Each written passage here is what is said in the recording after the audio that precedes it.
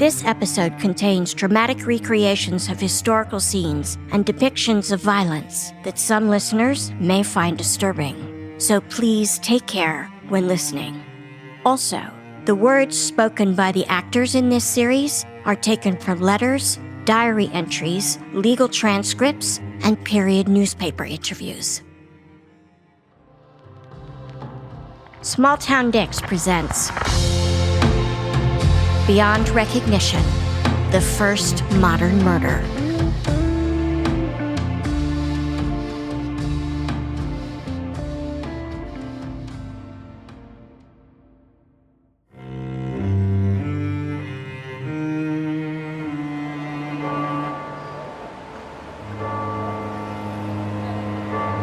It's the evening of September 23rd, 1935, in Lancaster, Northern England.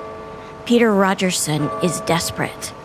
He's the brother of Mary, the Ruxton family's nanny, and he is angry. And in this time and place, what he's about to do just isn't done. A working-class young man does not show up irate and unannounced, banging on the door of a prominent doctor demanding answers. But Rogerson's on a mission. His sister Mary has disappeared, and he thinks Dr. Buck Ruxton has something to do with it. In fact, the whole Rogerson family is suspicious, all 11 siblings and their parents. Yes, what is it? Dr. Ruxton, I'm Peter Rogerson, Mary's brother. I need to speak with you. Mary's 19. By all accounts, she's a sweet, innocent girl, and she's been working for Ruxton and his common-law wife, Isabella, for 2 years. She's been living with them here at 2 Dalton Square. The 3 Ruxton kids love her. She's devoted to them, and she worships Isabella. Ruxton opens the door wide for Peter and steps aside. Well then, do come in. Ruxton shoots Peter a concerned frown, the one the doctor uses with his patients. So what is it that you want? Now you know exactly what I want, Doctor. We haven't seen or heard from our Mary for almost 2 weeks. She was here last, wasn't she? Now it's not like her at all to just go wandering off, so I'm hoping that you can at least Tell you where your sister is? I have no idea. She left with my wife, and I don't know where she is either. So we're in the same bloody boat. Ruxton ushers Peter into a chair and begins pacing as he speaks. He seems nervous. He says Mary and Isabella broke into his safe and made off with a whopping 30 pounds in cash. He tells Peter that Mary was involved with a boy who worked in the local laundry. A boy who got her pregnant. Pregnant? That is damned nonsense, that is. She's got no boyfriend, she never has had. How could you even suggest such a thing? And apparently Mrs. Ruxton has taken Mary to Scotland to get that problem taken care of. Peter is dumbfounded. Mary's not a thief. Mary's not interested in dating, and she is certainly not pregnant. And she would never, ever run off and not contact her family. This is madness. When Peter says he's ready to go to the police, Ruxton reacts like he's been slapped. Do not involve the police. Surely you know abortion is illegal? Think of the shame for both of us. I'm a doctor. I have my reputation to protect. Listen to me, young man. Mary has been working with my wife to deceive me. Sometimes I feel I could choke them both. That threat is too much for Peter. He jumps to his feet and steps toward Ruxton, who puts up his hands and backs off. Oh, forgive me, I don't know what I'm saying. I'm frantic. I feel I could kill myself if it wasn't for my poor children. Peter stares at Ruxton. 1 minute he's angry, the next the doctor is heartbroken. He's almost weeping as he guides Peter toward the front door.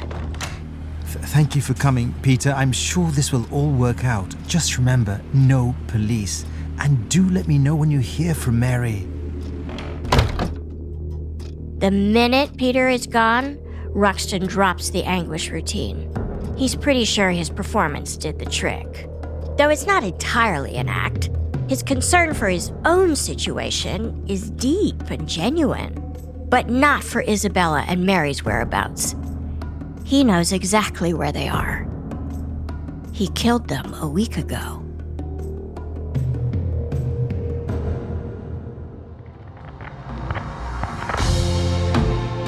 Previously on Beyond Recognition. Most murders are not premeditated, and you're suddenly faced with a dead body. What do you do? This is where the choice is made. He removed the noses, he took out the eyes, he removed the lips, he took off the ears. Most people don't know how to dismember a body. Ruxton had the skills. I'm Yardley Smith. From Audio 99, this is Beyond Recognition, Episode 4, Bodies of Evidence.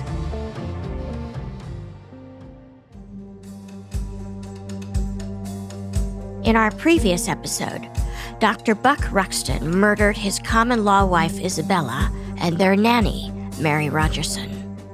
He chopped up their bodies in his bathroom, drove the remains to Scotland 100 miles north of Lancaster, and threw them off a remote bridge into a rushing stream.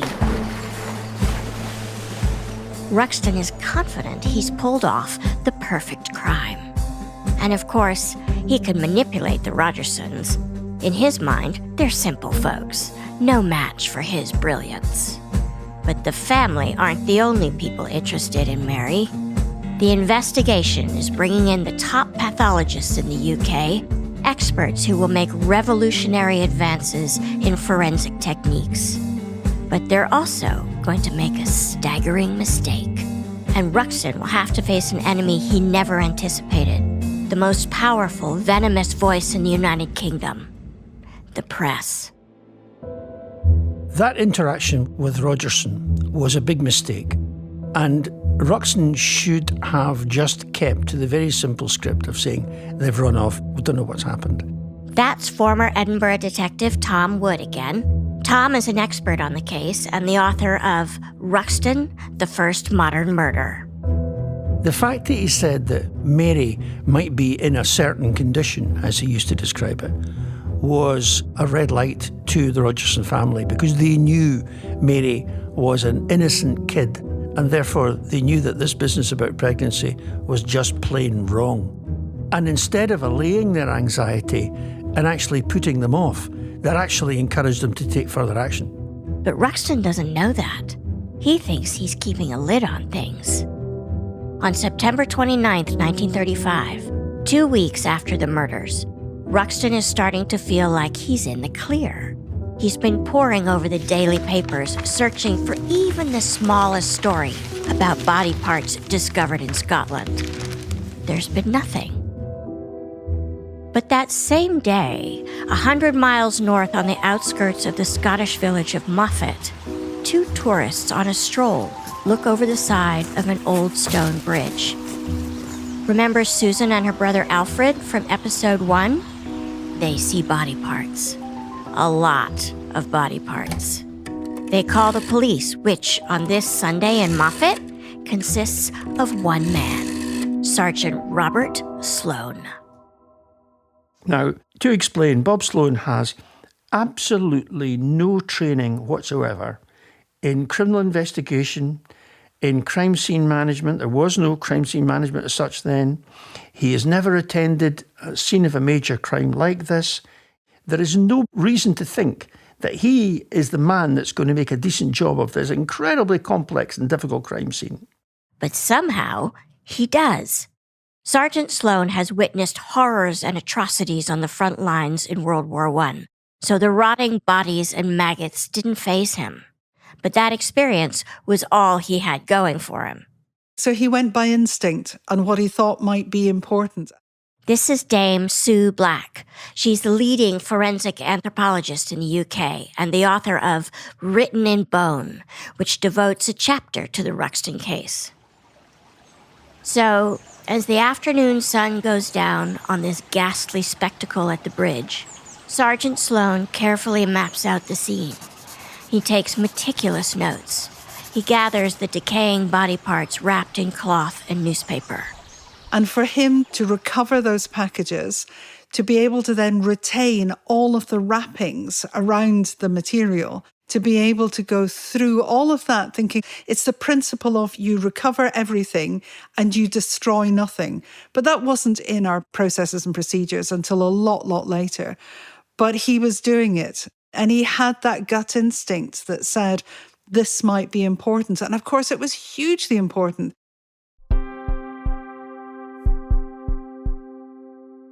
Back in Lancaster, the Rogerson family is unaware of this discovery. They're still waiting to hear from Mary, and they've had enough. All they know is the last time she was seen alive was at Ruxton's home, and now he's claiming she was pregnant. They didn't buy any of the cover stories about Mary, about how she might have been pregnant and how she had run away in some sort of union with Bella. And the Rogersons go to Lancaster Police and they report Mary was missing. The police take the report but do nothing about it. The Lancaster police station is directly across Dalton Square from the Ruxton home. The cops are well aware Isabella has accused Ruxton repeatedly of domestic violence. Then the couple makes up, and the pattern continues. The official police opinion? This is just another fight. Nobody's actually disappeared, and in a few days the women will return and it'll all get back to normal. But as a matter of routine procedure, the cops call Ruxton to the station anyway. He's not concerned. He's been holding off reporting Isabella's disappearance, waiting for the right moment that falls between suspicion and concern. And he's prepared. Ruxton strides briskly across the square and gives Constable John Winstanley an earful.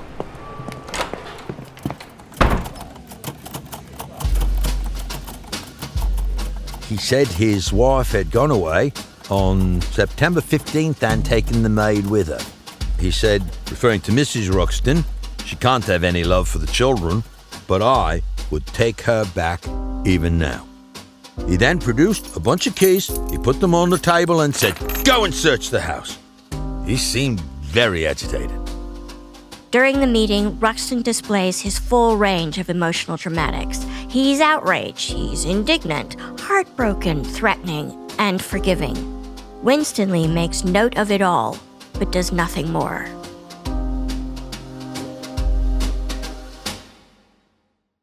As over-the-top as the performance is, the police still see Ruxton as a man of integrity. There's no evidence he's done anything wrong. And really, who are the cops going to side with? A revered, prominent doctor? Or a working-class family worried about a missing nanny who might be pregnant? The cops are stonewalling the Rogersons, but the family isn't backing down. Again, Tom Wood. They knew their daughter, and they were not going to be cowed by the doctor. They were not going to be browbeaten by the police who sort of dismissed them. They were not going to go for any of that. They were going to pursue this. The Rogersons can't afford to hire a private detective. They have no faith in anything Ruxton is telling them. So they're down to one option, and it's a long shot. They wrote letters to every newspaper in the land, just about. A letter saying, missing nursemaid, our daughter Mary is described, such and such so-and-so is missing. She's away in the company of Miss Isabella Ruxton. And this arrived on the news editor's desks of all the newspapers in the UK. And that's where the letters stayed. And all of them just were disregarded. It wasn't a news story, so it was just one of thousands of such letters that would have come in to news editors every day. And now the Rogersons have hit a wall. Their hopes of finding Mary or finding anyone in authority who even cares about their missing girl have run out.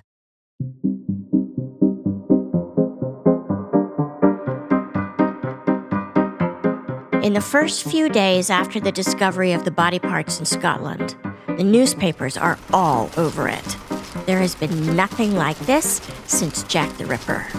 Mutilated corpses don't normally turn up in quiet Scottish towns like Moffat. The freakish, gripping mystery sparks sensational headlines. The bodies under the bridge, the ravine murders, the jigsaw murders. And in 1935, it's hard to underestimate the scope and influence of the press. A full 2/3 of the UK population read a newspaper daily. There were half a dozen newspapers in the UK at that time that had circulations of over 1 million copies a day. And so the competition for this bloody murder kind of story was absolutely enormous, because this was Agatha Christie come to life. And everybody read Agatha Christie novels. So there was an enormous public interest immediately from when the bodies were found.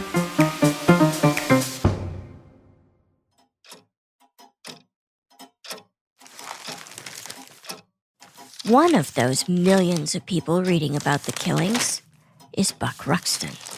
A few days ago, he thought there was nothing to link him to the crime. But now, the body parts hadn't washed away? It's almost impossible for him to comprehend. And rumors are bubbling up. Despite Ruxton's popularity in Lancaster, people are starting to talk. Could those two bodies in Scotland be Isabella and Mary?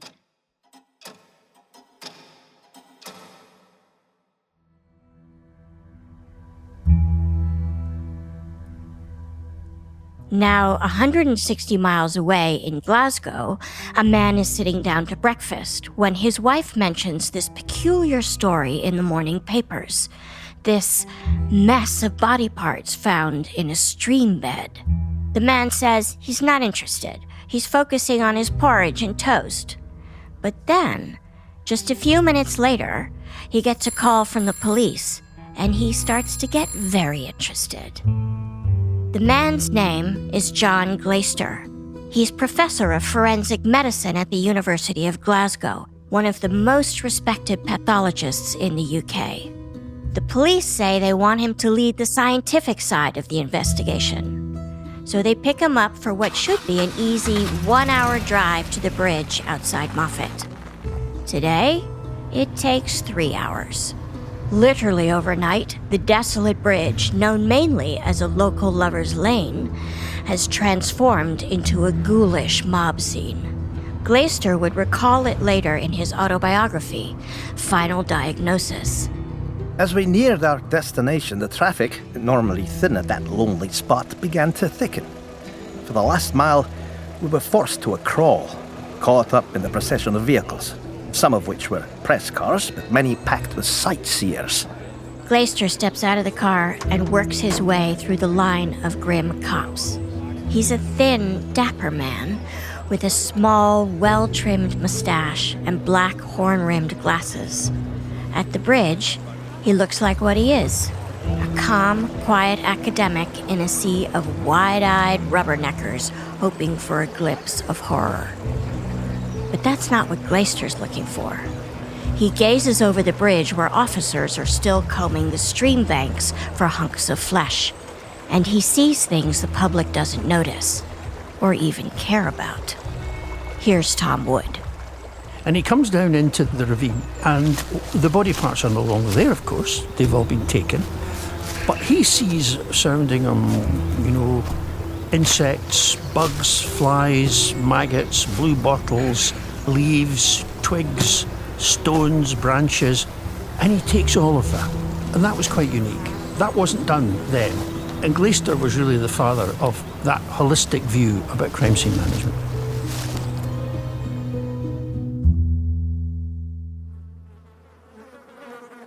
The next stop is the small stone shed that passes for a mortuary inside the Moffat Cemetery. That's when Glaister meets up with his friend and colleague, Dr. Gilbert Miller, pathologist from Edinburgh University.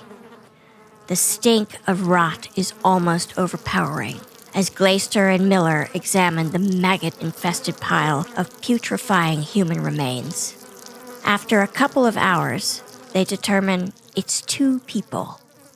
That's about as specific as they can get, because the genitalia has been sliced away completely. They call this pile of putrefying remains body number 1 and body number 2. And while Glaister wasn't absolutely sure, he says that body 2, which was turned out to be Bella's remains, body 2 had certain male characteristics. What's remarkable is what a great job Ruxton had done in disguising these bodies so that even someone like Glaister, and others, just as eminent as him, were fooled for quite some time. This is where things go wrong. How do the top forensic minds in the kingdom, scientists with decades of experience, mistake a female body for a male body, even if it is severely mutilated? Here's Professor Sue Black. Because Isabella was so much larger than was Mary, I suspect it was a simple mistake that had made them think, oh, one's bigger, one's smaller, it'll be a man and a woman. We would never make that assumption these days, but they did then.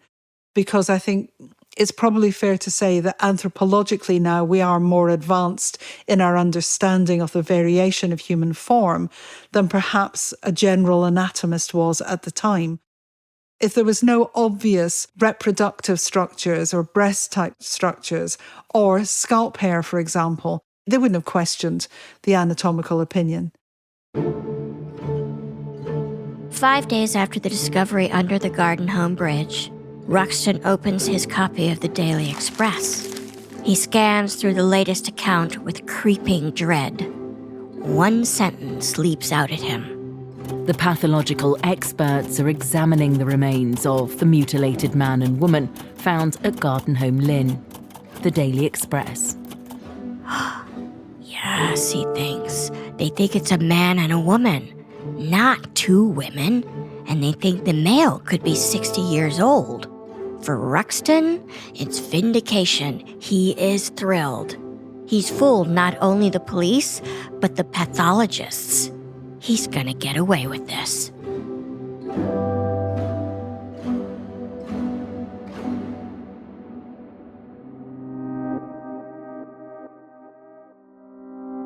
Ruxton's got another thing going for him, too. The macho, territorial ego of the cops. In 1935, cops from different jurisdictions didn't work together, and highly educated academic pathologists felt they were above the police.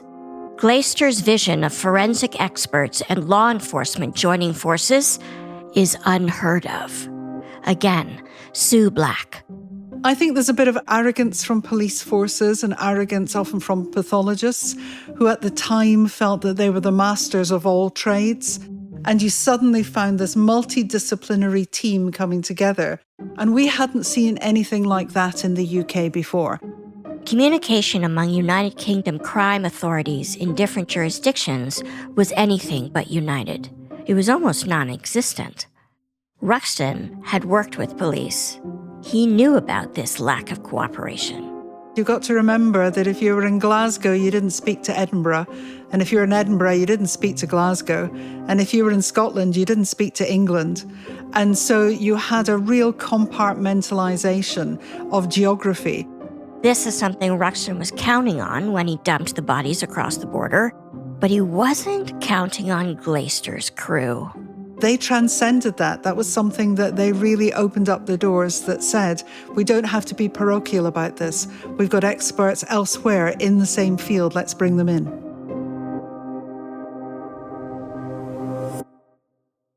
Glaister's men share a common bond. They've all served in World War I. They've all witnessed the horrors of the front lines, where they had to put aside ego and work as a team to survive. Glaister's first recruit is the top anatomy expert in the UK, Professor James Cooper Brash. If anyone can reassemble this human jigsaw puzzle, Brash is the man. But it's not going to happen in a cramped, stinking graveyard shed in Moffat. Glaister and Miller need a fully equipped lab to do a full forensic investigation. Though Glaister's based at the University of Glasgow, the University of Edinburgh is closer. It's also the academic home of both Brash and Miller. In the Moffat mortuary, Glaister's maggots are packed up. The body parts are placed in metal tanks filled with chemical preservative. And it all hits the road.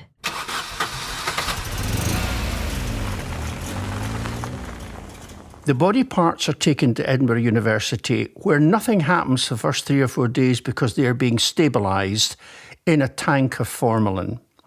And the scientists can't handle these body parts until they are stabilised. Otherwise, they'll just fall apart. So there's a natural gap there.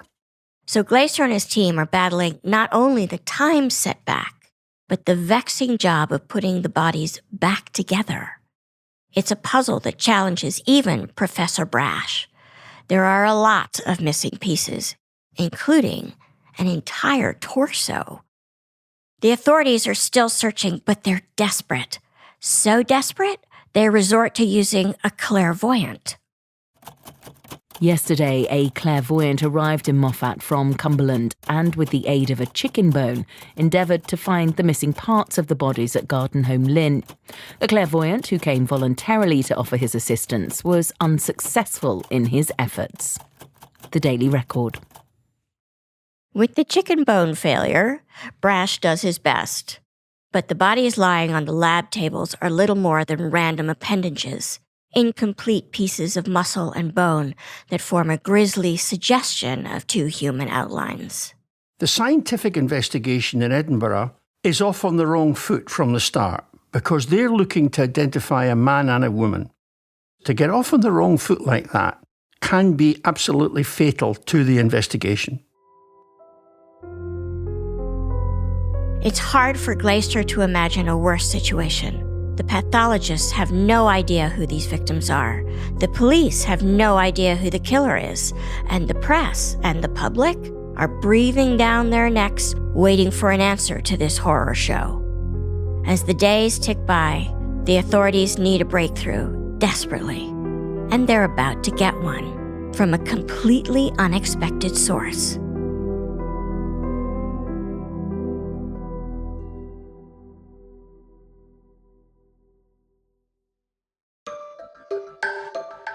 While millions of people follow the case in the newspapers, back in Dumfriesshire County, Sergeant Sloan collects newspapers of his own.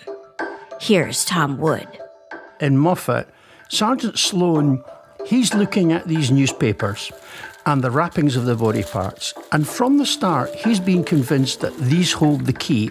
The very clever thing that Robert Sloan did was to preserve the newspapers and all the knitwear and the cloth around the bodies. It's work well above his pay grade. He's a small-town beat cop, not a forensic scientist. He knew that this was a race against time because this stuff was literally disintegrating before his eyes.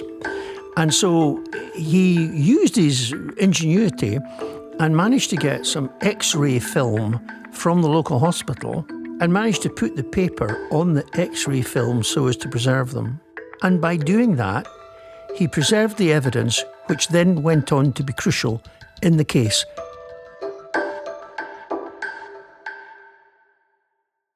Sloan takes his newspaper theory to his boss, Chief Constable Black. He's the man in charge of the investigation in Dumfriesshire, the county that includes Moffat. Black is no fool. His force is small, and this case is big. He calls in an expert from Scotland Yard, Inspector Jeremiah Lynch, a veteran detective who specializes in missing persons cases. Lynch takes the dates and names of the 3 newspapers used to wrap the body parts and sets out to discover exactly where they were distributed, knowing that that could lead them straight to the killer. The biggest clue is a partially ripped September 15th headline in the Sunday Graphic referring to the crowning of a carnival queen in Morecambe. Lynch talks to circulation managers, distributors, and local newsstand agents.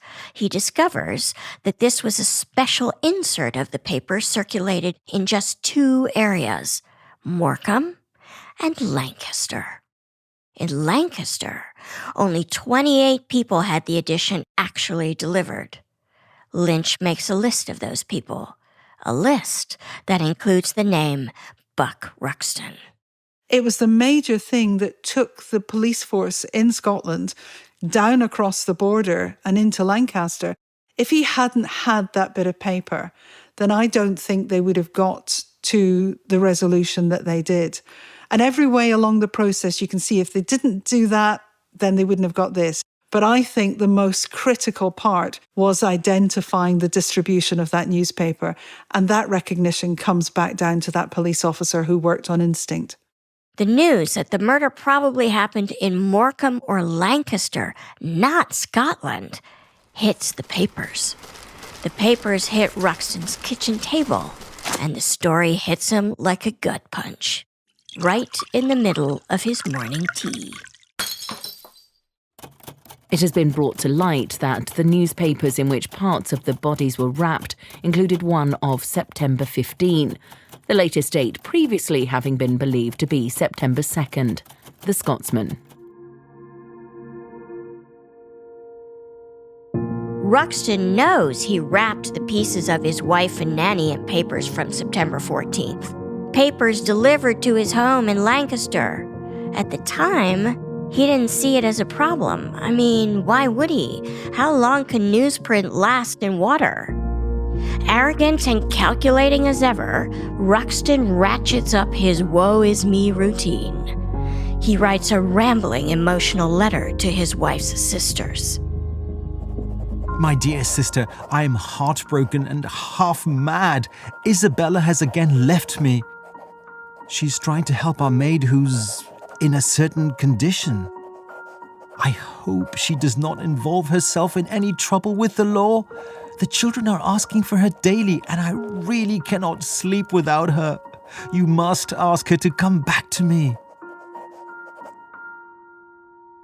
That's right. Ruxton's talking about the woman he strangled, skinned, and eviscerated less than a month ago.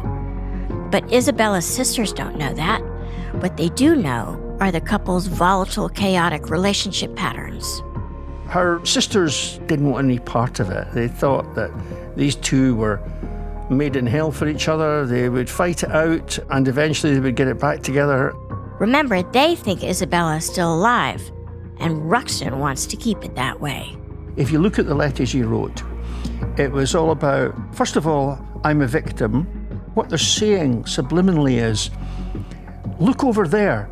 Look at Bella. Look at Mary. Look at what terrible people they are. Don't look at me. That's what they're saying. Don't look at me. But Ruxton is gonna get looked at, and 3 weeks after Mary has disappeared, the Rogersons are about to get a break. 86 words appear on the front page in one of the many newspapers they'd written to. 86 words that will change their lives and shake Ruxton to the core. It starts like this. Headline: The disappearance of a Mary Rogerson, a pretty 21-year-old nurse girl who vanished 3 weeks ago from the house of a well-known local doctor, has caused her parents grave anxiety. She has been in the service of Dr. Buck Ruxton, a medical practitioner working in Dalton Square. The Daily Record. The Daily Record in Glasgow then was the biggest newspaper in Scotland. They just so happened to have a space to fill. A sidebar, as they describe it, which means it was a little story going down the side of a page. And that was the reason that story was in the newspapers. Glasgow Detective Lieutenant William Ewing opens his copy of the Daily Record that morning. And he noticed the story about these two women missing from Lancaster. And of course, by that time it was emerging that one of the newspapers round about the body parts was in Lancaster. So he said, what's going on here? We've got two people missing. We've got two bodies. The only problem, of course, was that the bodies at that time were still thought to be that of a man and a woman. But that raised the alarm. When Ewan mentions this to his boss, Chief Constable William Black, it's a light bulb moment. Black is sure this connection between the missing women and the found bodies is way more than coincidence. But Black and his men know that this theory comes with a heavy implication. That Glaister, Brash, and Miller, these brilliant forensic experts, are absolutely wrong about one incredibly significant fact. The two bodies are female. The Dumfriesshire police broker a sit-down with Glaister and his team. It's a dicey move.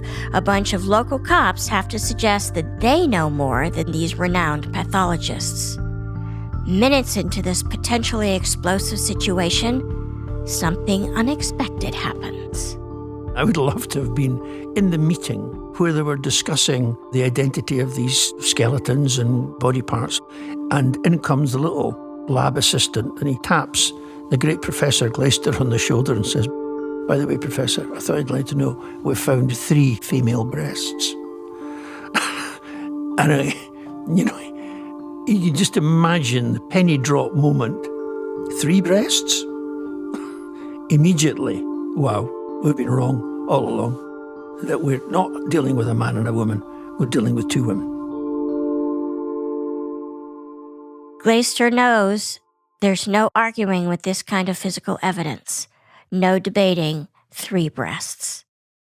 He and his team officially changed their opinion. Now, for somebody of their standing at the time to admit publicly that they were wrong, that was an incredible step. They'd gone beyond an ego. It wasn't to do with that. It was about, we need to solve this. But the very fact that they changed their opinion, I think, is just astounding. Up until this point, Isabella's corpse had been identified only as body number 2. The forensic description was, the body is a 5'6", well-nourished, 60-year-old male. On October 10th, there's another story, this time about body number 1, Mary Rogerson. When Ruxton reads it, he's in shock. It is now learned that the young woman was not older than 25 and was just over 5 feet in height, with brown hair and a fairly small head, which was possibly slightly inclined towards the right shoulder.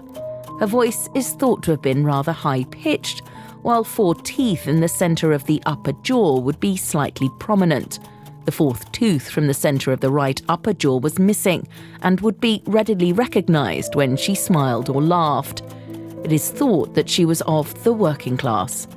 Her hands, it is understood, showed a certain amount of care. She might have been employed in an occupation where it was necessary for her hands to be of fairly good appearance. Aberdeen Press and Journal. Let's just call it like it is. This is a person Ruxton did his best to obliterate, to turn into an anonymous pile of limbs, discarded like garbage into a stream leading to the sea to waste away. Now, body number 1 is that much closer to the identity she had in life. The daughter, sister, and nanny who was loved and adored. A person who used to smile and laugh. A person named Mary Rogerson. It's a crippling blow to Ruxton's future as a free man, not to mention his ego.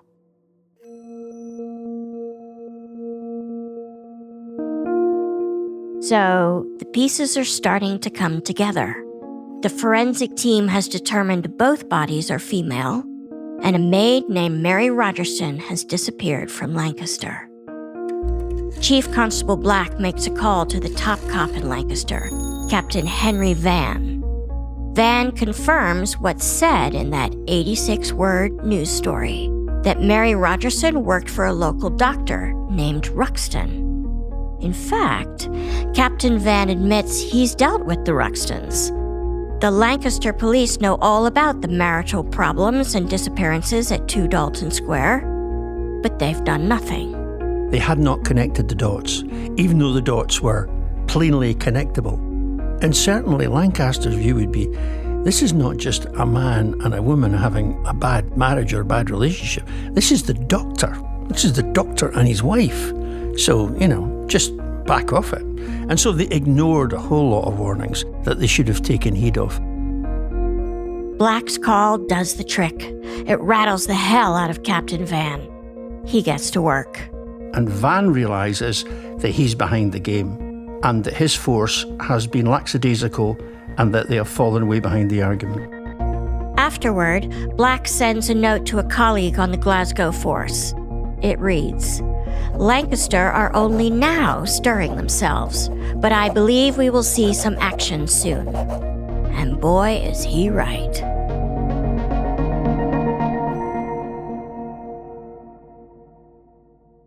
About 1 o'clock in the morning, the Rogersons are actually dragged out of their beds and into police headquarters in Lancaster to be quizzed by all these senior detectives.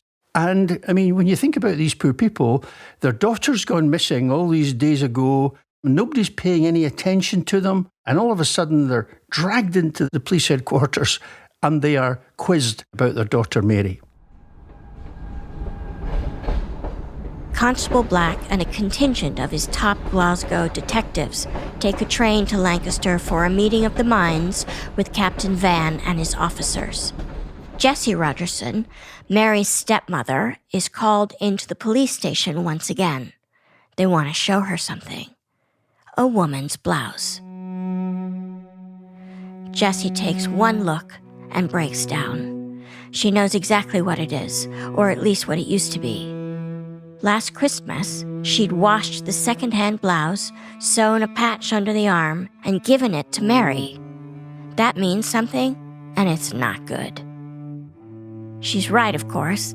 The blouse was used to wrap 2 arms and a piece of flesh that may have belonged to Mary. A few months ago, it was a Christmas gift. Now, it's evidence. At this point, it's 12 days after the body parts were found. The police from both sides of the border add up what they know. So they know the bodies are female, even though the pathologists made a major blunder before they figured that out. Newspapers that wrapped the body parts were distributed exclusively in the Lancaster area. Whoever dissected the bodies knew what they were doing. Had some kind of medical knowledge. And so the state of decomposition matches up with the point in time when 2 women from Lancaster went missing. And those 2 women are directly connected to a doctor who had the surgical skills to take apart a human body. And his name is Buck Ruxton. There's nothing to prove Ruxton actually committed this crime, and he is sticking with his story, which is Isabella and Mary will come home any day now. Ruxton is the victim in all this. And these poor dead people found in the ravine, whoever they are, have nothing to do with him. On top of that, a lot of people in Lancaster think the respected doctor is an innocent man, which leaves the authorities a long way from getting Ruxton behind bars.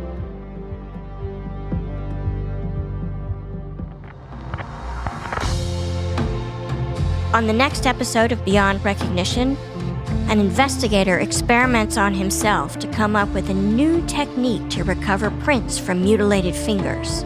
And the team pioneers an eerie method of victim identification more akin to witchcraft than police work.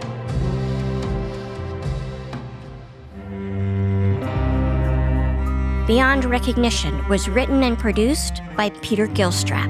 I'm your host, Yardley Smith.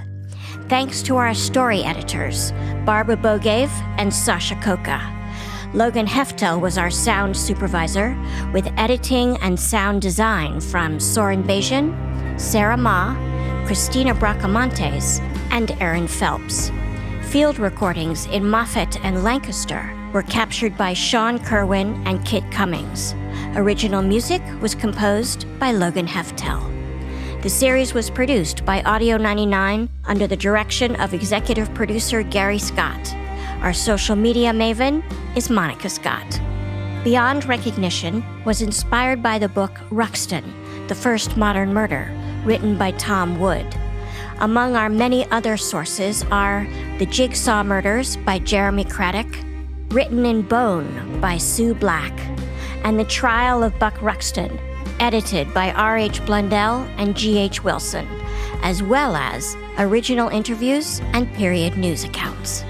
The actors in this episode are Ramesh Matani as Buck Ruxton, Jason Kennett as Professor Glaister, Gideon Emery as Peter Rogerson, Richard Green as John Winstanley, Caroline Faraday reading the news quotations.